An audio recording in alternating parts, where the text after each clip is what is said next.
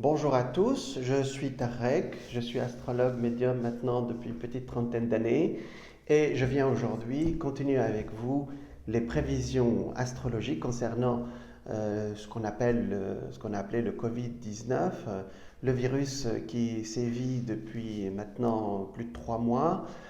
Nous sommes le 7 mai, nous sommes en pleine lune et nous sommes confinés depuis mi-mars à peu près 4 milliards de personnes, sommes chez nous, hein, confinés, et nous allons voir la suite. Alors, comme je vous l'ai dit la dernière fois, cette situation n'est pas arrivée comme ça, comme un éclair ou comme un coup de tonnerre dans un ciel clair.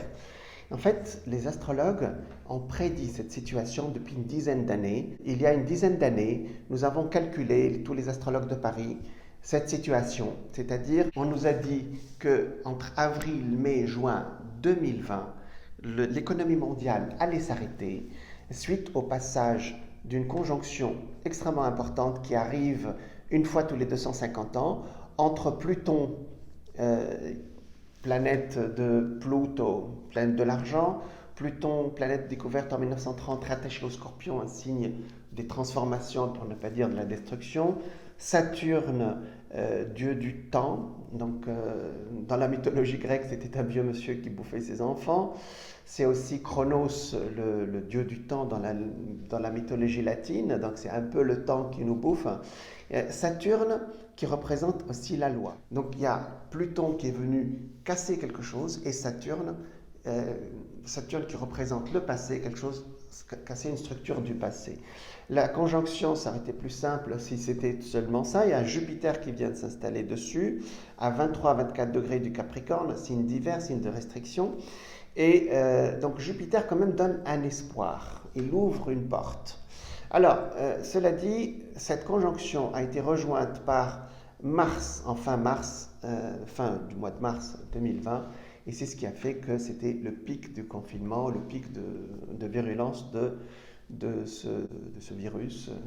Alors, pourquoi l'humanité a-t-elle choisi, pourquoi avons-nous choisi de nous confiner?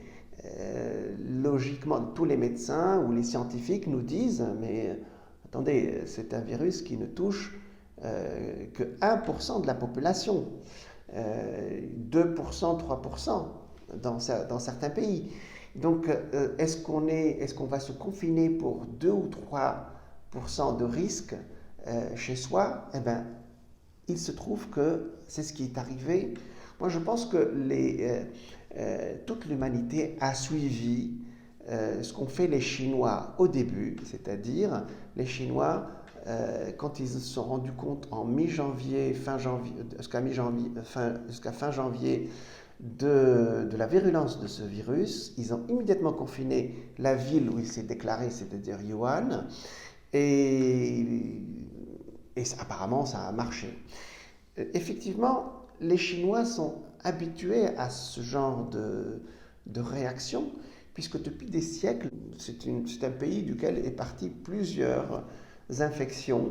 Donc, je vous donne l'exemple de la peste bubonique, qui est partie dans les années 40, 1340, est arrivée en France en 1347 par Marseille. Donc, elle est arrivée avec des rats infectés. Et de Marseille, elle a infecté toute l'Europe. Alors pourquoi? Parce que le confinement, on ne connaissait pas à l'époque. Donc, ceux qui voyaient l'état catastrophique des gens qui étaient infectés quittaient Marseille et partaient Paris, donc partaient vers Bordeaux, vers Paris, vers Lyon, et ils l'ont transmis à toute l'Europe. C'est un virus qui a carrément éradiqué plus de 40% de la population française, 7 millions sur 17 millions, et qui a eu pour conséquence l'arrêt du système féodal, puisqu'il a touché surtout les plus faibles et les vassaux, et il n'y avait plus de travailleurs pour travailler la terre, il n'y avait plus de vassaux, il n'y avait plus d'esclaves des seigneurs, et justement les propriétaires terriens ont dû payer après le départ du virus, c'est-à-dire le virus s'est éteint par lui-même en 1353, Ils ont dû à ce moment-là payer leurs travailleurs pour travailler les champs et on est sorti petit à petit du système féodal. Pour terminer le sujet de la peste noire ou la peste bubonique, je suis allé sur Internet et j'ai trouvé une carte sur Wikipédia qui représente l'évolution de ce virus, de ce bacille plutôt, euh, à travers l'Europe, comment il a évolué. Vous voyez ici, il a infecté, vous voyez les régions qui sont infectées ici, qui ont infecté. Ici, on voit bien la partie de la France qui a été le plus affectée, l'Italie, bien entendu, la Grèce et la Turquie, mais surtout ici, la moitié de l'Espagne et le Portugal n'est pas très touché ici. Et surtout, il y a au centre ici, au centre de l'Europe, il y a une zone en vert qui n'a pas été touchée du tout. Vous voyez, qui est le nord de l'Allemagne et l'Europe centrale, ce qui est le cas actuellement, en 2020. En fait, pour terminer le sujet du confinement, comme je vous ai dit au début, étant donné que c'est un virus qui ne touche qu'une très petite partie de la population, il n'y avait pas de raison absolue pour nous confiner plus de la moitié de l'humanité chez nous en ne sortant pas. En fait, pourquoi on nous a demandé de le faire? En fait, c'est pour ne pas infecter les autres, c'est-à-dire on nous a demandé de rester chez nous pour protéger nos anciens, puisque c'est un virus qui ne touche que les personnes, enfin, il touche surtout les personnes au-delà de 60 ans ou des personnes âgées. Donc, nous sommes restés chez nous pour protéger notre prochain, si je peux me permettre cette expression. Donc, c'est un acte de charité. Je pense, c'est spirituellement en tout cas, c'est un acte de charité. Alors, justement, c'est quoi un virus? Le mot virus est un mot latin qui vient de venin ou poison. Et scientifiquement, un virus est un fragment génétique expulsé par la nature pour réguler un excès ou tout simplement pour faire le programme de la nature. Donc, effectivement, le virus est un programme génétique. Le mot programme. Donc, ce virus est venu avec un programme. Alors, effectivement, il ne touche que très peu de gens, puisqu'il touche 1% 1 à 2% de la population, donc il n'était pas nécessaire de nous confiner, et pourtant c'est ce qui nous arrive actuellement. Donc nous sommes confinés pour protéger les autres d'une éventuelle infection qu'on aurait nous-mêmes. Alors spirituellement, si on entend bien, alors ce virus est un programme, je vous le redis, spirituellement, nous nous sommes confinés pour protéger les autres. Vous imaginez les êtres humains qu'on dit c'est égoïste, qui se confinent pour protéger les anciens, pour protéger son voisin, son prochain, etc. Donc on peut dire, si on peut dire, le confinement est un acte de générosité envers notre prochain. Pourtant, il y a eu d'autres épidémies, comme la grippe espagnole, où on ne s'est pas confiné et il y a eu beaucoup de morts. Donc c'est un acte inédit. Donc en résumé, le confinement est spirituellement un acte de générosité envers son prochain. C'est très important. Ça fait peut-être partie du programme de ce virus, parce qu'un virus, je vous le rappelle, c'est un programme génétique. Effectivement, historiquement, le confinement, on ne l'a pas connu en Europe. C'est ce qui a fait, par exemple, que la peste bubonique s'est développée beaucoup. Dans le monde arabe, c'est le contraire, ou au Moyen-Orient, puisque quand la peste est arrivée, autour de 1340, effectivement, à chaque fois qu'elle arrivait dans un village ou dans une ville, on fermait les murs et on mettait une armée autour pour que les gens ne rentrent pas et ne sortent pas et on attend qu'elle s'en aille. Maintenant, on sait qu'il faut que le virus infecte 70% de la population pour qu'il s'arrête de lui-même. D'ailleurs, ce n'est pas par hasard que Albert Camus, dans son roman La peste, se déroule à Oran, en Algérie. Revenons maintenant à l'astrologie. Comme je vous l'ai dit la dernière fois, on nous a prévenu, astrologues, qu'entre avril, mai, juin, l'économie mondiale allait s'arrêter. Vous allez me dire, effectivement, on ne nous a pas prévenu de comment ça allait arriver. Bon, maintenant, on sait. Donc nous, en astrologie, Quand arrive un événement important comme ça, on regarde ce qui s'est passé avant. Et effectivement, la conjonction entre Pluton, Saturne et Jupiter n'arrive qu'une fois tous les 250 ans. Et la dernière fois, je vous ai dit que pour trouver une année importante, un changement important comme celui que nous vivons actuellement, il faut revenir 2 fois 250 ans, c'est-à-dire en 1520. Et effectivement, entre 1519, 1520, 1521, il y a eu un changement énorme. Il y a par exemple Ferdinand Magellan qui a fait son tour du monde, qui a commencé en 1519 et s'est terminé en 1521. Malheureusement, il est mort en route. Dans la même période, entre 1518 et 1519, les conquistadors espagnols découvrent l'empire aztèque et l'empire maya. Hernán Cortés s'installe d'ailleurs au Yucatan en mars, en début d'année 1520. Les conquistadors occupent militairement l'Amérique du Sud et l'Amérique centrale, le Pérou et le Mexique surtout, mais surtout apportent avec eux la variole de l'Europe qui va infecter le peuple aztèque et le peuple maya et ça a décimé plus de 90% de la population de l'Amérique du Sud de l'époque, c'est-à-dire les deux empires aztèques et maya, ont été éradiqués par ce virus, plus que peut-être que par les armes. Alors, ce qui nous donne déjà une idée de ce que nous parlons aujourd'hui. Dans la même année, en 1520, c'est-à-dire en décembre 1520, il y a un événement très important, c'est la rupture définitive de Martin Luther avec l'Église catholique après avoir placardé ses 95 thèses en 1518, en octobre exactement. Il a été excommunié par le pape en 1519 et la rupture définitive avec l'Église catholique s'est faite en 1520, créant ainsi le mouvement qu'on a appelé la Réforme, ou en français la Réforme protestante. Il y a le mot protestant. Protestante qui vient du mot protester, c'est-à-dire qu'on est en désaccord avec quelqu'un. L'arrivée de la Réforme protestante est très importante car elle correspond au début d'un nouveau courant économique. Certains historiens pensent que ce courant religieux, donc cette réforme religieuse, correspond au début du nouveau capitalisme qui a été pratiqué dans les 500 ans qui ont suivi.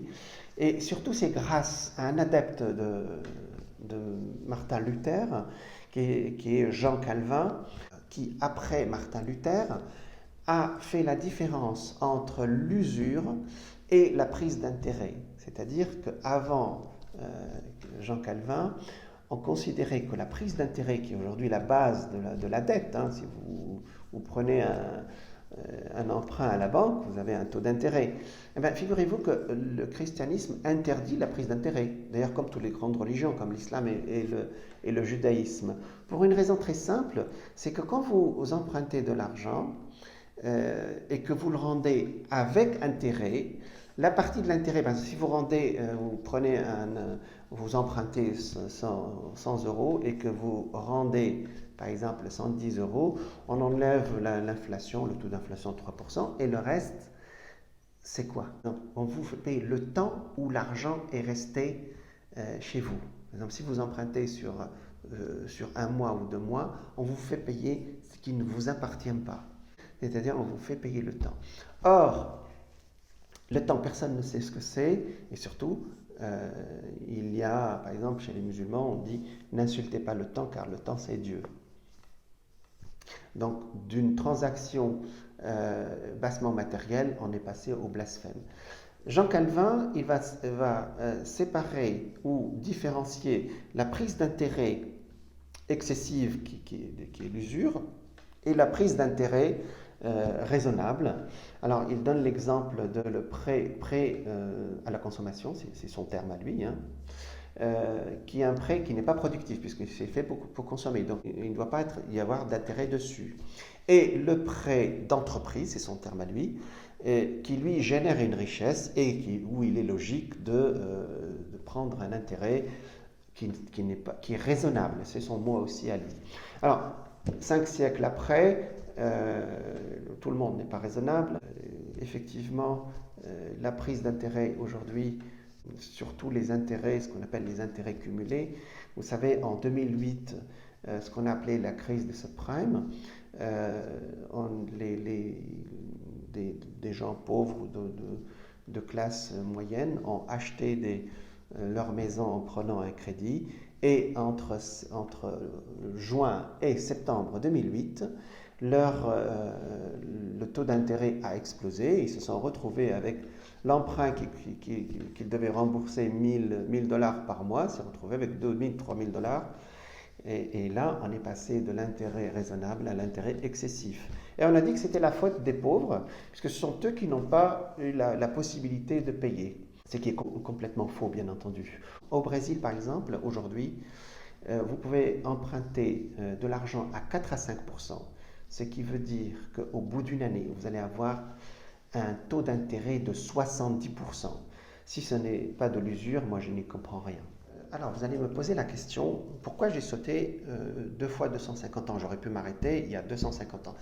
Eh bien, vous avez raison, parce qu'il y a 250 ans, c'était la naissance des États-Unis. Et comme par hasard, à la naissance des États-Unis, c'est-à-dire le 4 juillet 1776, Pluton, dont j'ai parlé, il se trouvait à 27 degrés du Capricorne. Or, la conjonction actuelle, elle se trouve à 23 degrés.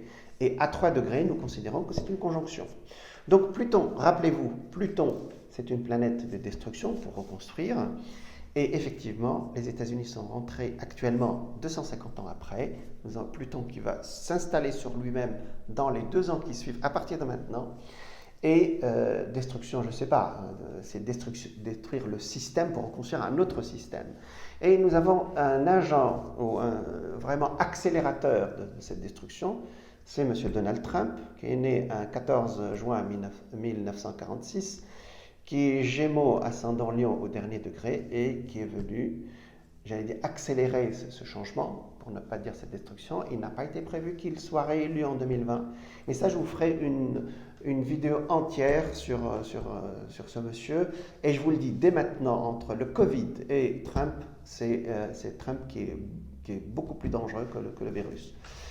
Notamment du fait que, je vous rappelle que d'après le système politique américain, la Constitution américaine, il est le seul à pouvoir appuyer sur le bouton nucléaire. Il n'y a personne qui peut le faire à part lui. Même le Parlement ne peut pas prendre cette décision. Alors, il peut se réveiller un matin et puis dire on bombarde quelque part. Et ça, c'était la peur qu'on a discuté entre astrologues. Et je vous en parlerai parce qu'en juillet, il sera super dangereux. Non pas le Covid, mais M. Trump. Revenons à notre sujet. Pourquoi j'ai fait toute cette introduction où il y a une grande part économique? Je vous rappelle qu'on nous a clairement dit que l'économie mondiale allait s'arrêter entre avril, mai et juin 2020. C'est le cas aujourd'hui. Maintenant, il y a 500 ans, c'était la réforme protestante. C'est une réforme qui a une réforme religieuse et économique, on l'a vu. Alors, est-ce qu'il va y avoir une réforme actuelle? C'est ce qu'on nous a dit. On nous a dit qu'on allait passer de l'économie de profit à l'économie de solidarité. C'est très beau, mais comment ça va se passer? C'est la grande question. Alors, premièrement, en fin mars, la bourse a immédiatement craqué après le confinement et immédiatement tous les États, les États-Unis, la France, l'Europe, ont immédiatement réagi, ont injecté de l'argent dans le système et la bourse a immédiatement remonté. Donc, les États et le système savent se défendre. Je vous rappelle qu'on nous a prévenu que jusqu'à avril 2020, nous avions la possibilité de réformer le système tout seul, nous, comme des grands. Et qu'à partir d'avril 2020, nous n'avions plus cette possibilité. Alors, effectivement, on voit que ce virus, qui est un programme, il a arrêté l'économie mondiale pour qu'on puisse partir ailleurs. Alors, comment ça va se passer? Premièrement, on voit la réaction des États, c'est-à-dire que le système capitaliste, entre guillemets, on l'a laissé filer, et là, les États interviennent. Trump a demandé au Sénat de sortir 2500 milliards du budget et de les injecter dans l'économie américaine, c'est-à-dire en donnant presque 3 500 $ à chaque Américain gratuitement, c'est-à-dire sans demander à ce qu'il soit remboursé. C'est ce qu'on appelle une aide, entre guillemets.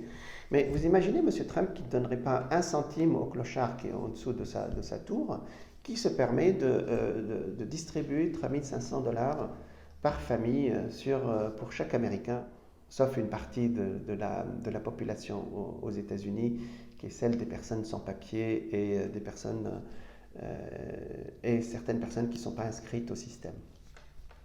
En France,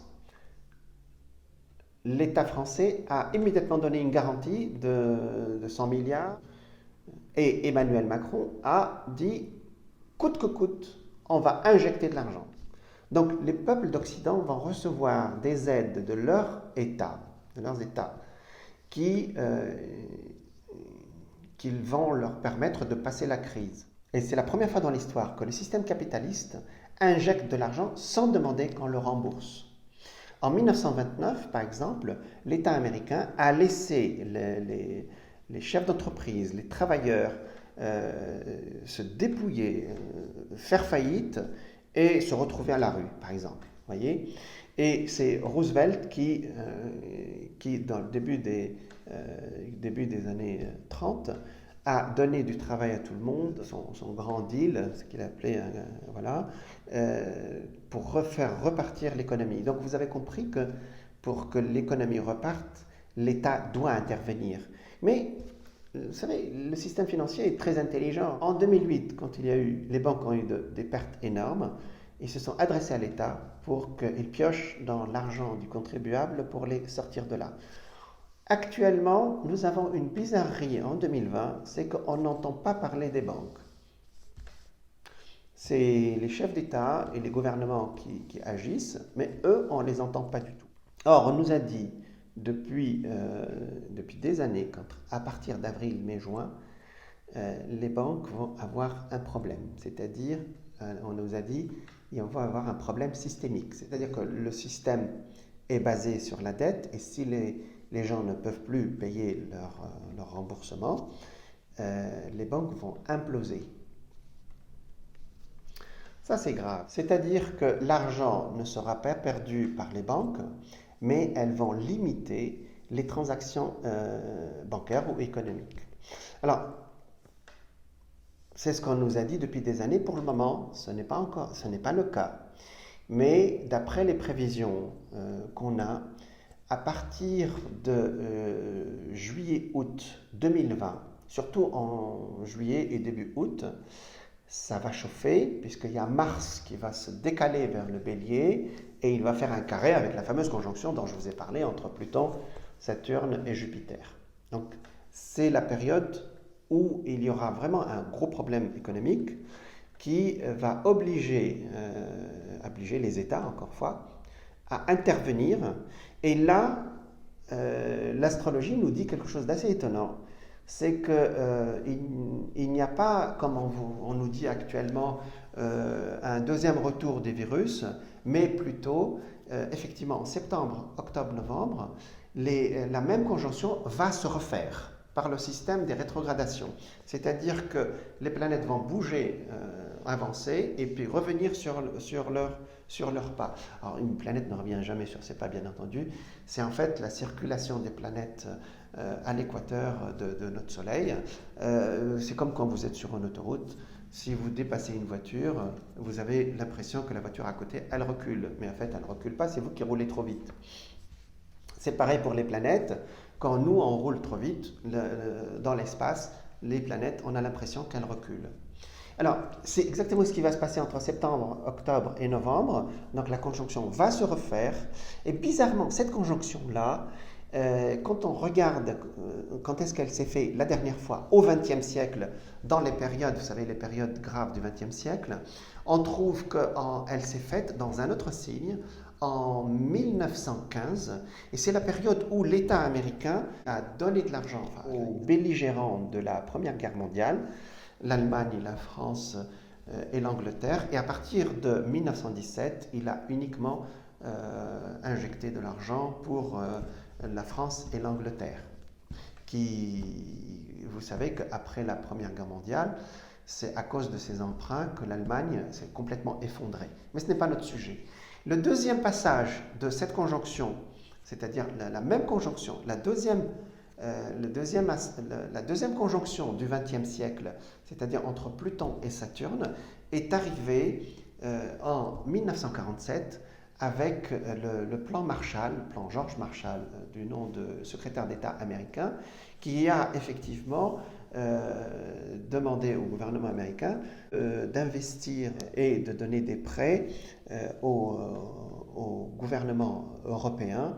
Et en 4 ans, le PIB européen a bondi de 32% et la production industrielle de 40%, et c'est ce qui a sorti l'Europe de la Deuxième Guerre mondiale.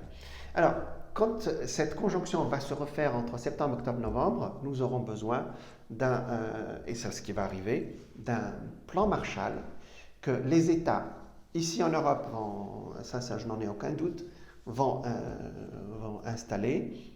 Les États-Unis seront obligés de le faire aussi, puisque l'Europe est une forteresse, l'Europe s'en sortira. Les grands États occidentaux, les États-Unis, l'Australie, ou occidentalisés comme Israël, s'en sortiront, mais pas les autres. C'est-à-dire qu'il y a beaucoup d'économies qui vont être très gravement impactées non pas par le virus, mais par les conséquences des virus. C'est-à-dire cet été, entre juillet et août, le monde arabe, qui est un monde qui est sous la domination du Scorpion, donc de Pluton, il y a d'énormes changements qui vont se faire. Alors, le Liban a déjà commencé avec des manifestations monstres. Ce sont des manifestations de la faim.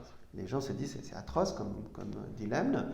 Ils préfèrent mourir du coronavirus plutôt que de mourir par la faim. Le Yémen a déjà fait sa deuxième scission. Et les autres pays arabes aussi seront touchés. L'Afrique, des pays surtout d'Amérique du Sud, le Venezuela, le Brésil, beaucoup de pays vont être impactés. Maintenant, la suite. Je vous ai annoncé au début qu'on allait passer à l'économie de solidarité.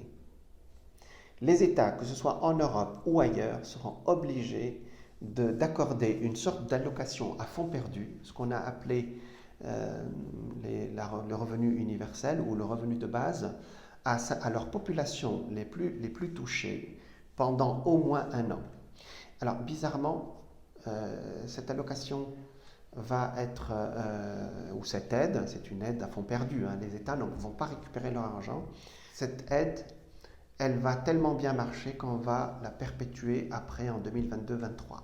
Et c'est ça le basculement qui va se faire en fin de compte. Je vous rappelle qu'en 2008, l'économie de la France et de l'Europe a été sauvée par les retraités. C'est très simple. L'État français paye la retraite à 14 millions de personnes. Ces personnes-là, ils consomment et ils font marcher l'économie et l'État récupère des impôts de l'autre côté. Alors, à court terme, qu'est-ce qui va se passer dans la situation actuelle? Il a toujours été prévu depuis des années, quand on a calculé la période de cette conjonction, que ça allait durer à peu près, le pic durerait à peu près 5 à 6 semaines. Et c'est exactement ce qui arrive actuellement. Donc nous sortons complètement astralement de cette situation de Covid, d'arrêt, de confinement, fin juin. D'ici fin juin, le virus se sera calmé. Alors, d'ici fin juin, l'épidémie va petit à petit s'en aller et on va avoir, effectivement, on va être déconfiné et affronter les problèmes qui vont advenir cet été suite au passage de mars dont je vous ai parlé. Donc, je le répète encore une fois, il n'y aura pas une deuxième vague, d'après les calculs astrologiques, il n'y aura pas une deuxième vague de Covid-19 après celle qu'on vit actuellement. Où effectivement on voit beaucoup de gens partir, mais dans l'ensemble, il est limité puisqu'il ne touche pas, il ne touche qu'une très petite partie de la population mondiale. Maintenant, quelle est la suite à partir justement de 2021? Les changements sur le plan économique, sur le plan structurel en France seront tellement importants qu'il y a une grande possibilité que les politiciens ou Macron lui-même demandent à ce qu'on passe à la 6e République. Dans ce cas, ça se passera courant 2021. Si ce n'est pas lui, ce sera ses successeurs, mais la 5e République qui aujourd'hui est un peu chahutée, mais qui tient le coup.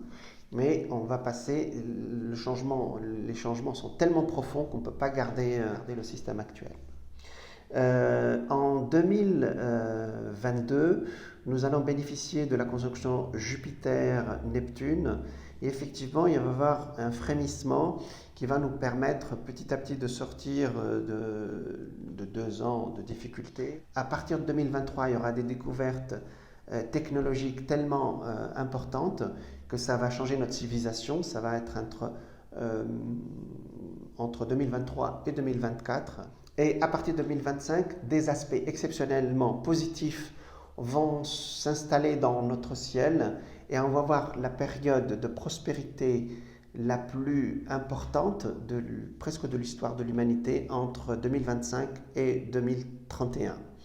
Alors, je vous en parlerai dans une autre vidéo. Maintenant, est-ce qu'il y a un espoir dans cette actuelle vallée des larmes par lesquelles on passe dans cette période critique où les gens ont peur? Je vais vous dire quelque chose qui m'a interpellé depuis plus de 20 ans maintenant. Alors, en tant qu'astrologue, c'est la conjonction de Uranus-Neptune qui est arrivée en 1993. Vous allez me dire, et alors? Et alors, les enfants qui sont nés dans les années 90, sous la domination de cette conjonction, on les appelle les enfants indigo. Maintenant, ce ne sont plus des enfants, ce sont des jeunes. Ils ont même presque 30 ans aujourd'hui. C'est la génération indigo. Et cette génération, c'est elle l'espoir. C'est une génération complètement différente, c'est-à-dire que eux, ils ont des valeurs qui ne sont absolument pas celles des générations d'avant. Ce sont des valeurs humanistes de partage. Ils utilisent la technologie pour l'humain. Ils sont venus pour faire la transition. Cette génération est venue pour faire la transition entre la société, la génération qui a subi les 2 guerres mondiales et la société de consommation, et ce monde de partage qui va s'installer à partir des 3 ou 4 années qui suivent. Je vous ferai une vidéo sur les enfants indigos, ou les indigos, c'est extraordinaire. C'est une génération d'ouverture, c'est une génération de générosité et de spiritualité. Ils n'ont pas de religiosité qui dépasse tout ce que l'humanité a connu depuis des siècles. Cette génération qui va installer toutes les réformes, tout ce qui est nouveau qui va arriver dans les 10 prochaines années, c'est leur monde à eux. Ils sont jeunes aujourd'hui et comme par hasard, le Covid ne les touche absolument pas. C'est comme s'il était en accord avec eux. Je vous ai dit au départ que ce Covid a un programme. Pour le moment, il applique un programme très étonnant qui nous a été annoncé il y a quelques années. Dans les prochaines vidéos, je vous parlerai de l'évolution de la situation suite au passage de Covid-19 sur notre planète pour les États-Unis. Je ferai une autre vidéo aussi pour la France et dans les 2 vidéos, je vous parlerai beaucoup des indigos qui vont changer notre monde. Prenez soin de vous. Si cette vidéo vous a plu ou vous a intéressé ou vous avez appris des choses, vous pourrez mettre un pouce. Autrement, vous pouvez aussi me contacter ou me consulter sur mon site qui est aussi en bas de cette vidéo. Je vous dis à très bientôt. Prenez soin de vous.